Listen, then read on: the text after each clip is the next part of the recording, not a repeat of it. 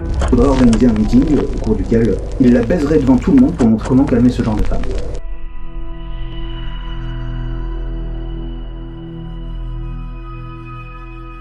Au cours de l'été 2020, entre juin et juillet, on voit apparaître plusieurs témoignages qui relatent des cas de harcèlement dans le jeu vidéo. C'est un peu le MeToo du jeu vidéo.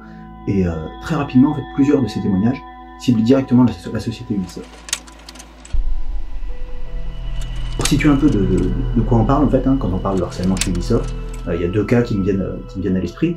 Il y a le cas comme ça de cette femme qui, au cours d'une soirée professionnelle, se retrouve immobilisée par deux collègues pendant qu'il y a un haut cadre de l'entreprise qui l'agresse sexuellement. Le tout devant une quinzaine de témoins, tous collègues, dont le numéro 2 de l'entreprise qui rigole. Ce même numéro 2, un autre jour, va déclarer à propos d'une employée de l'entreprise, il va dire « C'est une mal baisée qui entrave ma créativité et il faudrait organiser un meeting au cours duquel il la baiserait devant tout le monde pour montrer comment calmer ce genre de femme. » On a des témoignages de gens qui ont été harcelés dans l'entreprise, en ont fait part au service des ressources humaines et avec comme seul effet d'avoir été poussés à la porte, quoi. On va lui dire « Ah oui, mais c'est de l'humour, c'est pas si grave, etc. » Et puis, on la poussera tranquillement vers la sortie.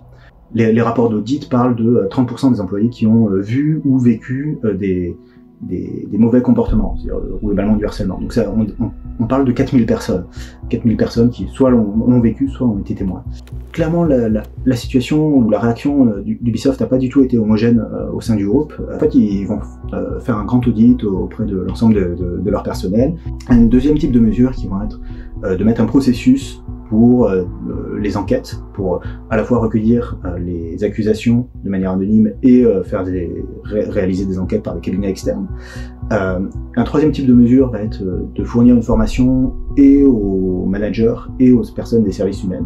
Enfin, il y a un ensemble un peu disparate de mesures de communication interne, et ça va être réécrire un code de conduite, mettre des objectifs de recrutement de femmes, tout ça, ça reste quand même de la communication.